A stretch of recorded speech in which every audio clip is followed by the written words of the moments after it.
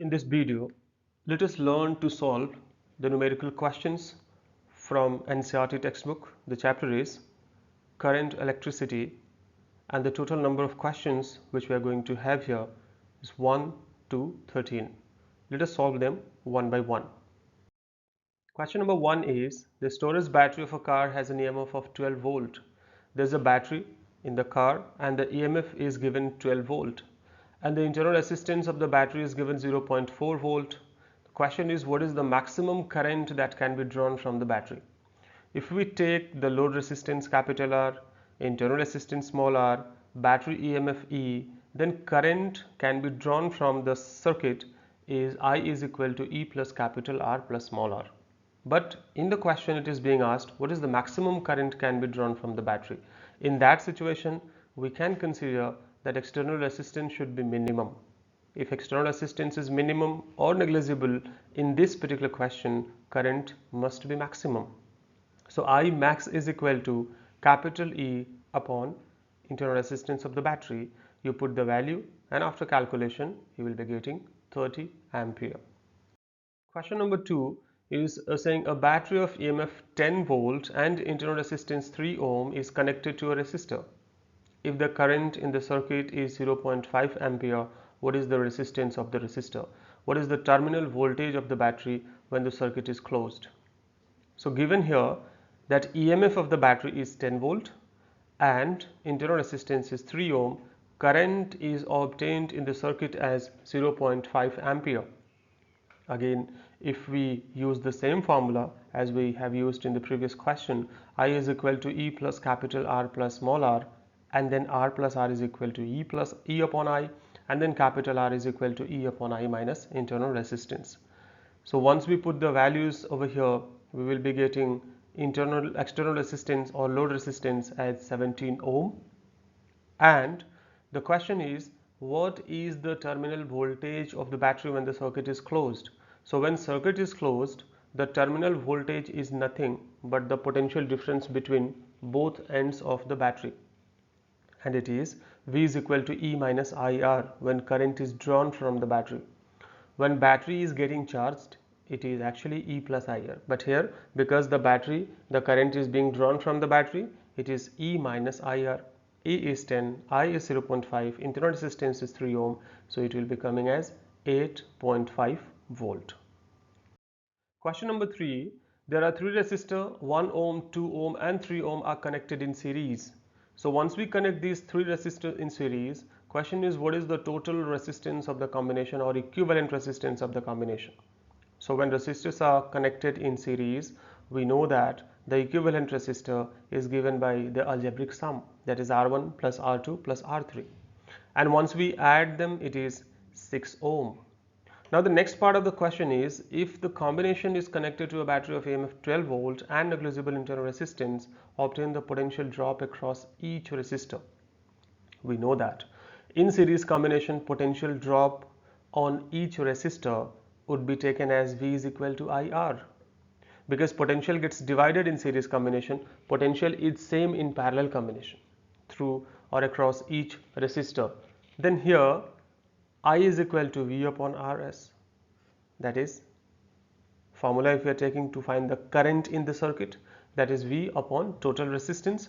So total current or the current which is flowing in the circuit is 2 ampere, that is the current through 1 ohm, that is the current through 2 ohm, and that is the current through 3 ohm, because in series combination current remains constant, and that is through each resistor. So if you want to calculate potential drop at first, that is R1, that is 1 ohm, it is V1 is equal to IR1 and it is 2 into 1, 2 volt.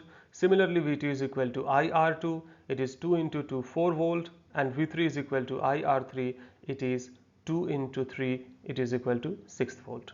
You know that the energy is conserved or the constant.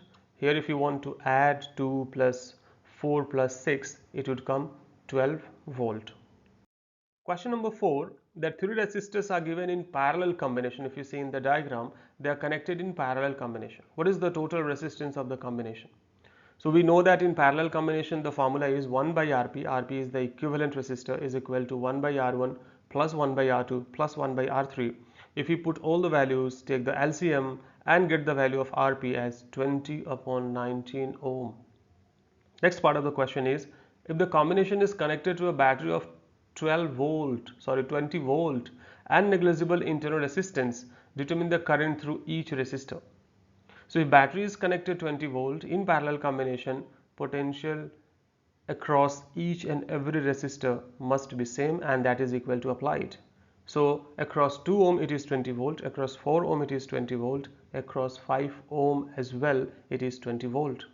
So if we calculate the current, we use Ohm's law, V is equal to IR and I is equal to V upon R. So across first it is I1 is equal to V upon R1, across second it is V upon R2, it is third V upon R3, and respectively the value is 10 ampere, 5 ampere and 4 ampere. The last part of the question is, and the total current drawn from the battery.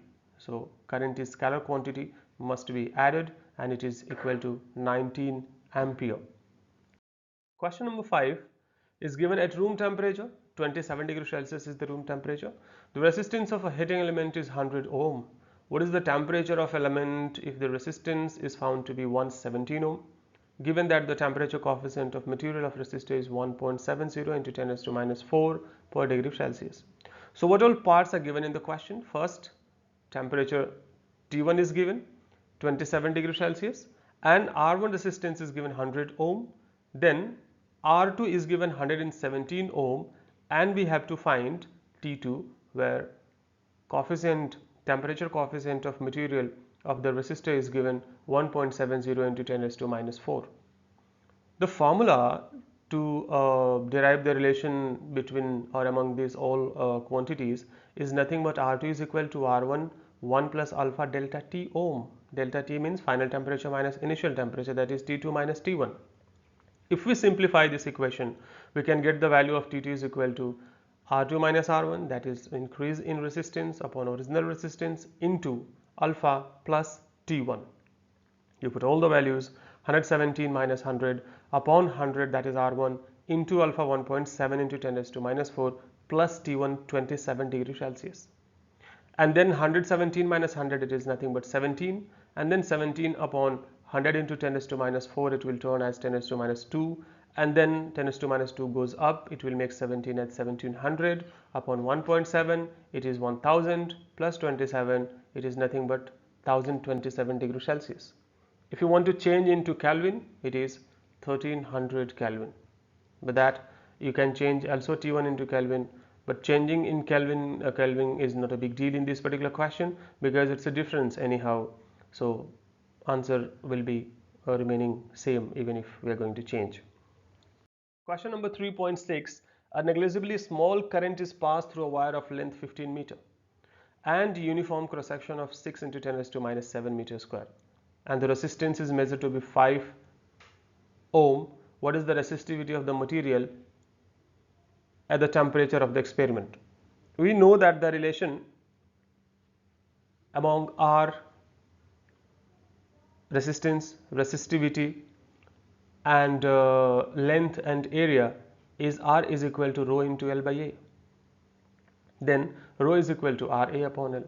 In the question, R is given 5 ohm, area is given 6 into 10 raised to minus 7, length is given 15 meter. If we put all the values and calculate, it is coming as 2 into 10 raised to minus 7 ohm meter. In question 3.7, a silver wire has a resistance of 2.1 ohm at temperature 27.5 degrees Celsius and a resistance of 2.7 ohm at 100 degrees Celsius. Determine the temperature coefficient of the resistivity of silver. Here, let us first take what all values are given in the question, and that is R1 at T1 is given. Then R2 is given 2.7 ohm, T2 is given 100 degrees Celsius. Then we have to calculate what is the temperature coefficient of resistivity of the silver. It means alpha value we have to calculate. If we take the same formula as R2 is equal to R1 1 plus alpha T2 minus T1, and we take the value from here, or we can get the value from here, alpha is equal to R2 minus R1 upon R1 into difference in temperature. Put all the values, and after calculation we will be getting the alpha value as 0.0039 degree per degree Celsius. Question number 8. The heating element using nichrome connected to 230 volt supply draws an initial current of 3.2 ampere which settles after a few seconds to a steady value of 2.8 ampere. What is the steady temperature of the heating element of room if the room temperature is 27 degrees Celsius?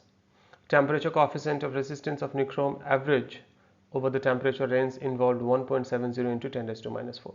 So the values which are given here is current is going to settle from 3.2 ampere to 2.8 ampere. It means the resistance is going to increase.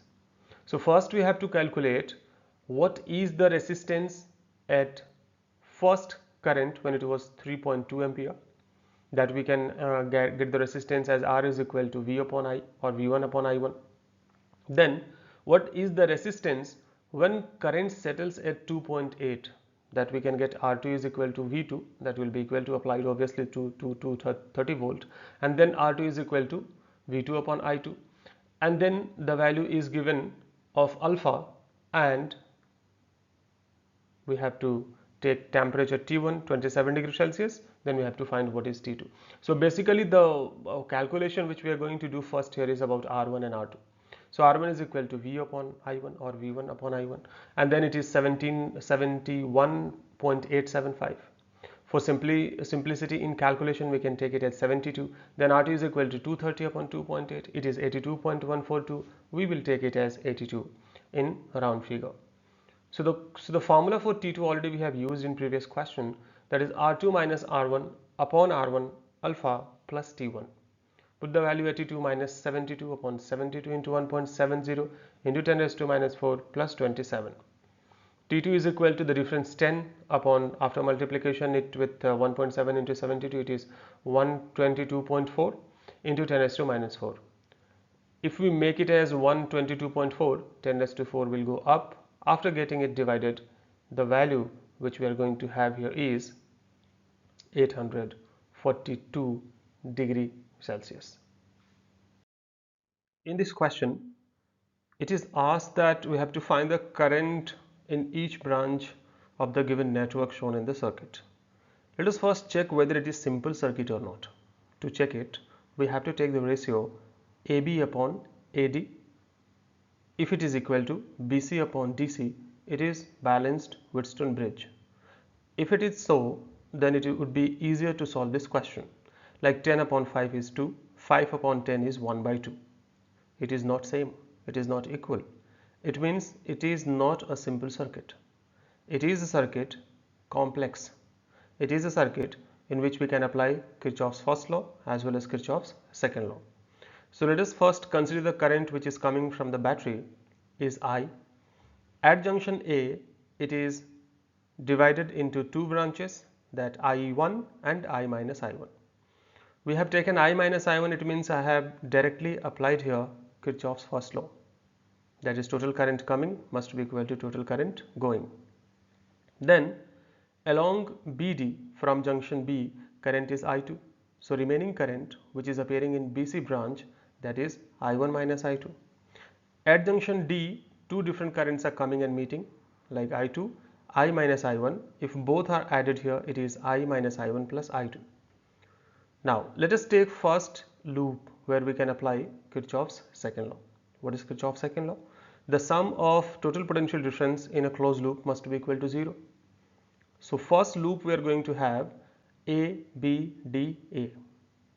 So in A, B, D, A, if you are moving from A to B, then B to D, D to A, two resistor we are encounter with having current in the direction of our path, but AD is having current in a direction opposite to our path. So whenever we are moving in the direction of current, IR term would be negative. So now let us take minus 10 I1 in AB, then BD minus 5 I2, then DA, it is opposite direction of that of our path, it is plus 5 I minus I1. If we simplify them, it is minus 3 I1 minus I2 plus I is equal to 0. So equation first, this we can consider. Now in loop BCDB, this is the loop, and we are starting from B coming to C in the direction of current, it is minus 5 I1 minus I2. Then C to D, in direction opposite to the current, it is plus 10I minus I1 plus I2. Then dB, it is opposite to the direction of current, it is plus 5I2. If we are going to simplify this equation, we will be getting 3I1 minus 4I2 minus 2I is equal to 0, and that is equation 2.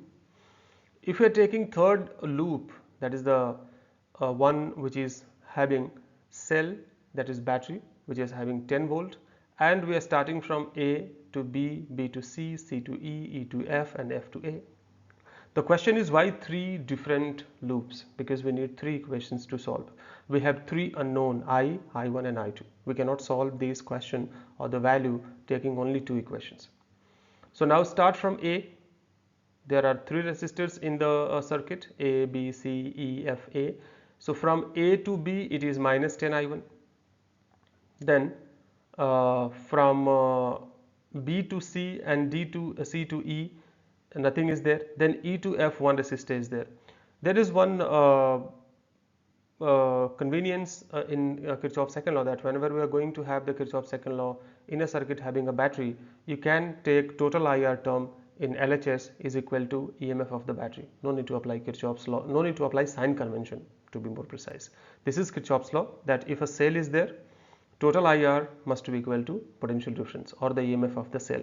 So here EMF is 10 volt. We can take A to B 10 I1, B to C 5 I1 minus I2, and EF I 10 I. So once we simplify this, the next equation which we are going to get is 2I plus 3 I1 minus I2 is equal to 2. That is equation 3. Now we have these 3 equations. We have to get the value of I, I1 and I2. From equation first, now let us calculate the value of I, which is nothing but 3 I1 plus I2. And this value we are going to put in equation 2, so that we can get the relation between I1 and I2, and it is nothing but I1 plus 2 I2 is equal to 0. So from first equation, the value of I we are going to put in equation second in order to get the relation between I1 and I2, and that is equation 4. We are getting I1 plus 2 I2 is equal to 0. Then this value again we are going to put in equation 3. Once we put in equation 3, we will be getting this relation 9 I1 plus I2 is equal to 2. This value, this equation, we are going to multiply by 2. Why? Because it will be 2 I2, so that we can subtract this equation from equation 4 in order to solve the question. So 18 I1 plus 2 I2 is equal to 4. We have multiplied by 2.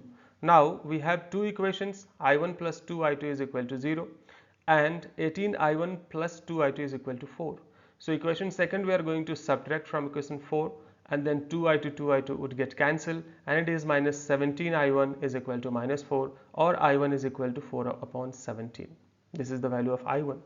This I1 value, if we are going to put in equation 4, we will be getting I1 is equal to I2 is equal to minus 2 upon 17. So we have received the value of I1 and I2. If these two value we are going to put in equation first, which is I is equal to 3 I1 plus I2, I is equal to 3 I1 4 upon 17 plus I2 minus 2 upon 17, it means I is equal to nothing but 10 upon 17. Here you can see I2 is coming minus 2 upon 17. What does it mean? It means whatever direction we have taken for the I2, like from B to D, it is not actually in that direction, rather it is coming from D to B.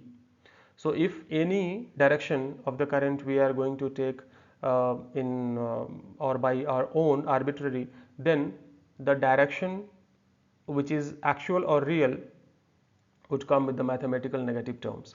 So here 3 values we have obtained, I1, I2 and I. Now as per the given diagram, we have to find the current in AB. So IAB is equal to nothing but 4 upon 17 value of I1.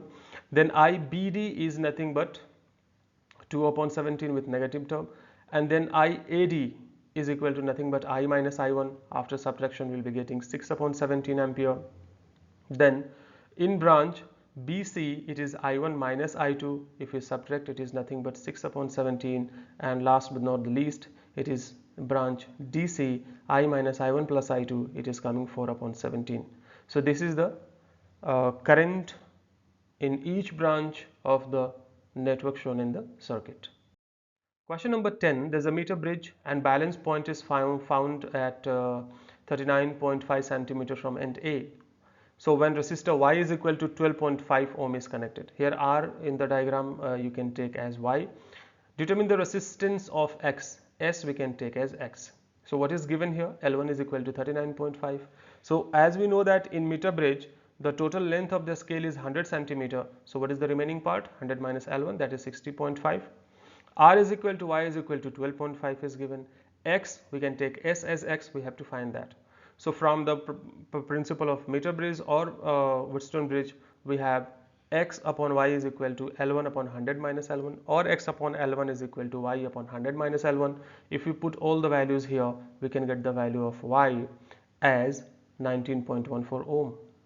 Next part of the question is, determine the balance point of the bridge above if X and Y are interchange. Now earlier it was 39.5 centimeter from A, now it will be 60.5, simple. But another point is there, why are the connections between resistor in a Wheatstone or meter bridge are made of thick copper strips? As we know, R is equal to rho into L by A. Bigger the cross section area would offer smaller resistance in the circuit. So that is the precise reason, to minimize the resistance or other resistance except the manganese or the constant wire which is taken 100 centimeter, we take thick copper wires. B part already we discussed from A, 60.5 centimeter. C part, what happens if the galvanometer and cells are interchanged? Nothing happens. The null point or the zero deflection point would be appearing at the same distance, because in Wheatstone bridge or in meter bridge we can actually interchange cell by the galvanometer. Question number 3.11, a storage battery of EMF 8 volt and internal resistance 0.5 ohm. So E is given 8 volt, internal resistance is given 0.5 volt, is being charged by the supply of 120. 120 volt is the external source of charging. Using the series resistor of 15.5 ohm, what is the terminal voltage of the battery during this charging? So here, if battery is getting charged, we can take the resistance R is equal to 15.5, and then we can find the current by taking the potential difference. 120 is the main supply, 8 volt is the battery. So what is the difference? Because we can take the difference of potential because they are connected in parallel, positive to positive, negative to negative while charging. So it is 120 minus 8 upon total resistance 15.5 plus 0.5, and it is nothing but 7 ampere. So current in the circuit is 7 ampere. It is very high current. Now we are going to get the potential difference, terminal potential difference while charging, and it is E plus IR. When the battery is getting charged or battery is given some amount of current, it is E plus IR. When current is drawn from the battery, it is E minus IR.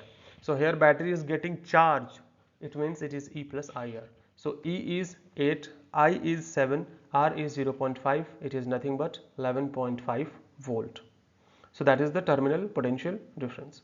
Next part is, what is the purpose of having a series resistor in the charging circuit? Series resistor actually is going to reduce the current. If not, then current would be comparatively high or dangerous for the circuit. Now in this question, there is a potentiometer and first cell is having EMF 1.25 volt and it is giving the balance point at 35 centimeter. If the cell is replaced by another cell and the balance point shifts to 63 centimeter, what is the EMF of the second cell? We know that the potentiometer can be used to compare the EMF of two different cells, as E1 upon E2 is equal to L1 upon L2. So E1 is given 1.25, L1 is given, E2 we have to obtain, L2 is given. Now let us put all the values in this particular formula. E2 is equal to L2 upon L1 into E1, 63 upon 35 into 1.25, and it is nothing but 2.25 volt. Question number 3.13. The number density of free electrons in a copper conductor estimated in the example, it is 3.1, and the n, the small n, which is the number density of free electrons, it is given 8.5 into 10 raised to 28 per meter cube. How long does an electron take to drift from one end to a wire 3 meter long to another end? It is time we have to calculate in this particular question. So suppose length is given 3 meter. If we know the speed of the electron, we can take the simple formula. Time is equal to distance upon speed. So L is given, area is given, current is given. We know the speed formula, that is the speed with which electron moves inside a conductor, nothing but drift speed, and that is Vd is equal to I upon NAE. So from here, time is equal to length upon speed. Now let us put the value of speed here, I upon NAE. On simplifying it is T is equal to length into NAE upon current. We are going to put all the values here. After calculation, we will be getting T is equal to 27.2 into 10 raised to 3 seconds or 27200 seconds. Or if you want to find this value in hours, we have to divide by 3600 because 1 hour is equal to 3600 seconds. We are going to get the value as 7.55 hours. That is the time taken by an electron to cross the conductor of length 3 meter from one end to other one. Thanks for watching.